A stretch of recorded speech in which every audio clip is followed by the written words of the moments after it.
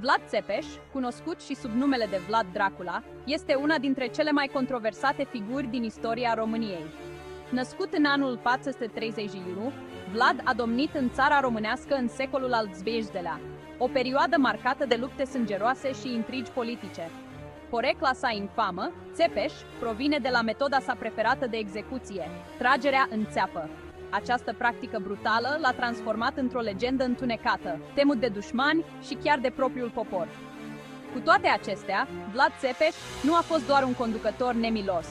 El a fost și un strateg militar iscusit și un apărător neînfricat al creștinătății împotriva expansiunii Imperiului Otoman. Domnia sa a fost marcată de lupte constante pentru independența țării românești, înfruntând atât amenințarea otomană, cât și intrigile interne ale boierilor.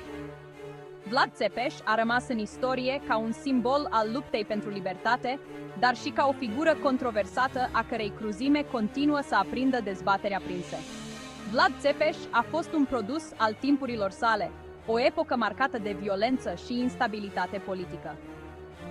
Pentru a înțelege cu adevărat acest personaj complex, trebuie să examinăm contextul istoric în care a trăit și a domnit. Numai atunci putem separa mitul de realitate și putem înțelege mai bine omul din spatele legendei lui Vlad Țepeș. Vlad Țepeș s-a născut într-o familie cu o istorie bogată și zbuciumată.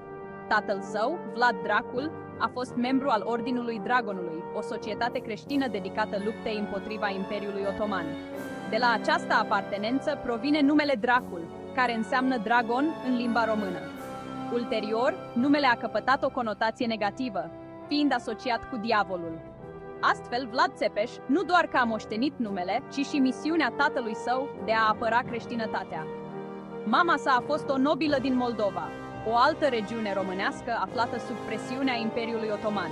Astfel, încă de la naștere, Vlad a fost prins între două lumi aflate în conflict permanent. Copilăria sa a fost marcată de intrigi politice și de amenințarea constantă a otomanilor. La o vârstă fragedă, Vlad și fratele său Radu au fost trimiși ca ostatici la curtea sultanului otoman, Murad al II-lea. Această experiență a avut un impact profund asupra lui Vlad Țepeș. La curtea otomană, el a învățat despre cultura și tacticile militare ale dușmanilor săi. De asemenea, a fost martor la cruzimea și lipsa de milă a otomanilor, ceea ce i-a influențat propriul stil de conducere. Anii petrecuți ca ostatik l-au călit pe Vlad, transformându-l într-un conducător dur și pragmatic, gata să facă orice pentru a-și proteja țara și credința.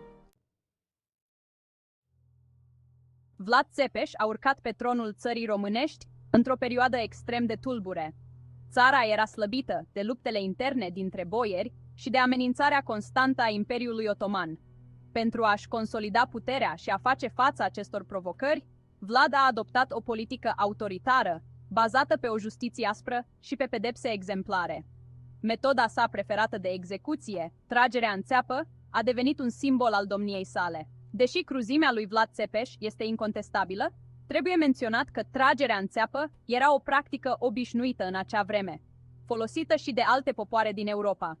Vlad Țepeș a aplicat această pedeapsă atât dușmanilor săi, cât și celor vinovați de trădare, corupție sau alte crime grave. El considera că severitatea pedepselor va descuraja fără de legile și va asigura ordinea în țară. Într-adevăr, se spune că, în timpul domniei sale, criminalitatea a scăzut semnificativ, iar țara românească a cunoscut o perioadă de relativă pace.